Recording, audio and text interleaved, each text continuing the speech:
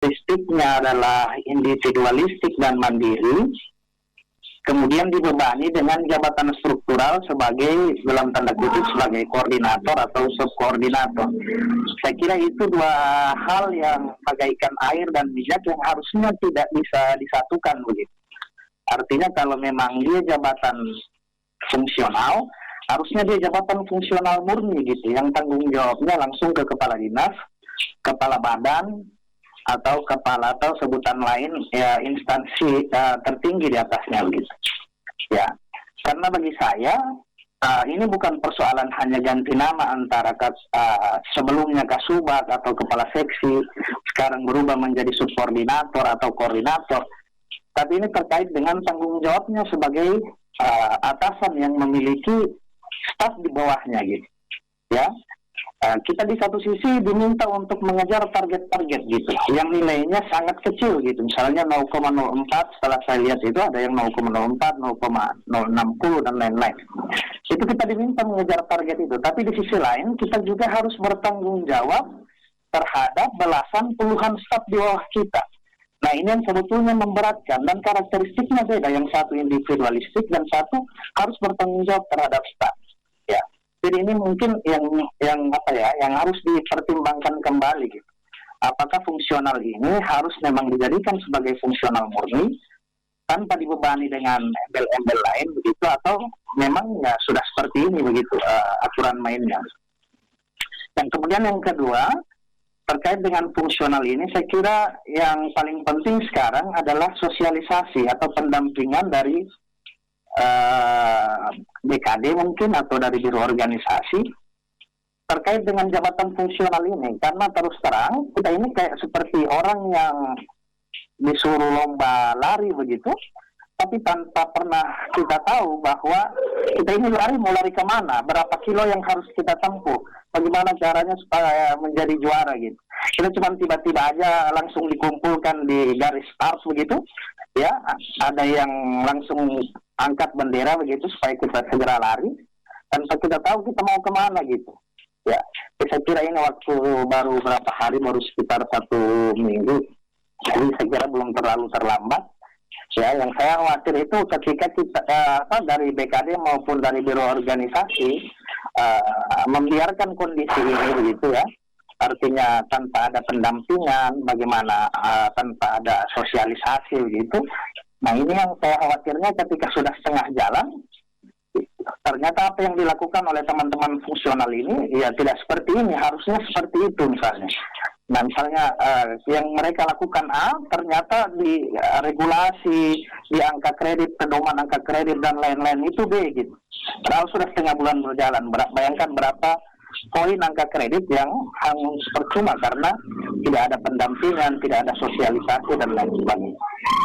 Kemudian yang ketiga yang menurut saya juga ini penting terkait dengan kesiapan BKD dan biro organisasi terkait dengan penentuan analisis jabatan gitu. Apakah sudah selesai ini analisis jabatan yang dilakukan oleh teman-teman di BKD maupun di biro organisasi? Karena ini penting, karena setahu saya awam ya terhadap jabatan fungsional, tapi setahu saya setiap tingkatan jabatan itu ada jumlah orangnya. Misalnya ahli muda itu sudah ditetapkan 5 orang, ahli media itu ditetapkan 3 orang misalnya. Nah itu kalau misalnya sudah ada isinya, maka yang di bawah nggak bisa naik ke atas gitu, sedengar saya, sepengetahuan saya gitu. Nah khawatirnya ini ketika tidak dianalisis dengan baik, maka ya akan terjadi penumpukan begitu, ya semacam itu gitu. Karena ada pengalaman, saya dapat informasi ada di OPD tertentu gitu, karena tidak dihitung dengan baik, rupanya yang dari ahli muda ini tidak bisa naik ke atasnya karena hanya ditetapkan sedikit di atasnya, sehingga mentok sampai bertahun-tahun, bahkan bisa 5-4 tahun pangkatnya tidak naik-naik karena yang di atas ini sudah mentok gitu. Nah ini saya kira karena kita sudah mulai jalan dengan fungsional, maka kesiapan yang menjadi inti dan bapak-bapak di BKD dan biro organisasi adalah orang-orang yang ya, kami harapkan untuk bisa memperkuat ini, guys. Ya, saya kira ini jalan yang bagus, pilihan yang bagus. Cuma memang harus siap, karena kalau tidak siap, itu tadi seperti yang saya analogikan bahwa kita seperti pelari yang tidak tahu mau kemana, gitu. Iya, baik. Kita tahu kita bisa lari, kita punya speed yang bagus, kita tahu kita punya fisik yang bagus, stamina bagus.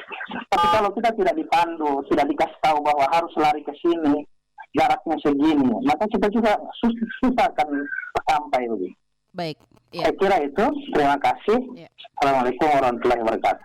Waalaikumsalam warahmatullahi wabarakatuh, Pak Agus. Terima kasih untuk masukannya, dan kayaknya seru ini ya Pak ya. Bayangkan biasanya kalau untuk dialog aspirasi NKRI itu kita harus ada selingan lagu, tetapi untuk kali ini kayaknya nggak bisa selingan lagu.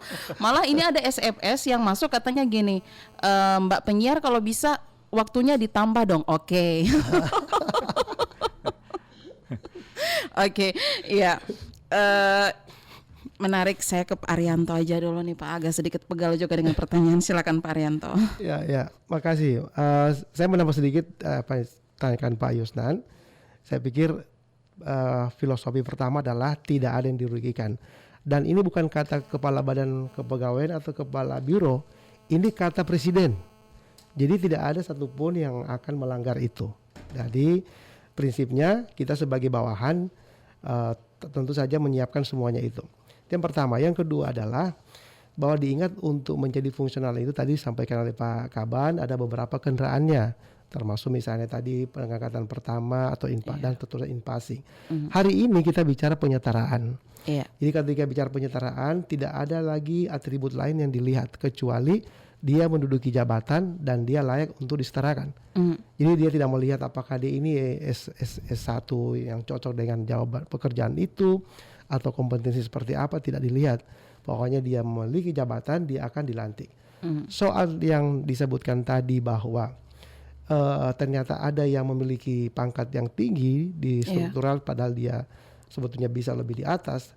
Itu tentu saja di struktural pun sudah disampaikan oleh Pak Kaban, punya pengalaman yang sama.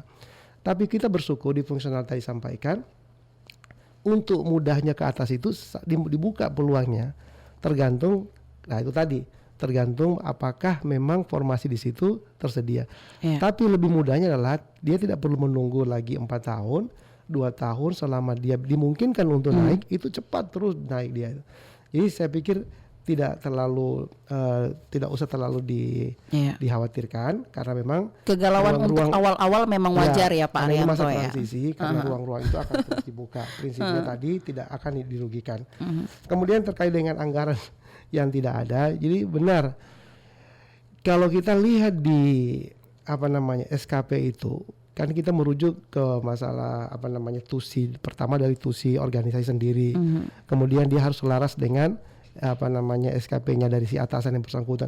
Itu kalau di breakdown banyak sekali. Nah, apakah kemudian tanpa anggaran kita bisa kerja? Disinilah bedanya fungsional dengan struktural. Fungsional itu selalu akan berpikir kreatif, mencari jalan, kemudian terus agar dia survive. Caranya bagaimana? Sekarang ini kita sudah memasuki contoh-contoh sederhana ya. Kalau untuk membangun skill tertentu untuk fungsional yang tentunya akan berguna bagi mereka, itu sekarang tidak perlu lagi dengan berbiaya besar untuk bisa memahami sesuatu. Itu sangat mudah dengan era yang sudah terbuka dengan kemajuan teknologi saat ini. Semua bisa dengan cepat tanpa anggaran besar. Nah, sifatnya individual. Bagaimana kontribusi terhadap pekerjaan di kantor? Ya tentu saja pada kondisi default setiap organisasi itu punya anggaran. Nah, dan itu selalu disesuaikan dengan kebutuhan daripada organisasi yang bersangkutan. Soal nanti pada level individual, itulah yang disebut kreativitas daripada si ASN fungsional. Jadi saya pikir memang harus betul-betul harus dirubah sedikit ini cara berpikir kita di struktural dengan fungsional. Nah, mungkin sedikit dengan Pak Agus ya, saya tambah sedikit ya. Pak Agus juga, terima kasih Pak Agus ini masukannya. Masukan saya mungkin juga bahwa koordinator ini bukanlah beban sebenarnya, karena ini kan sifatnya sementara. Dan kita harus tahu bahwa di dalam pekerjaan fungsional itu tentu saja ada irisan-irisan dengan manajerial. Nah inilah oleh Kemenpan diberi satu status, ya ini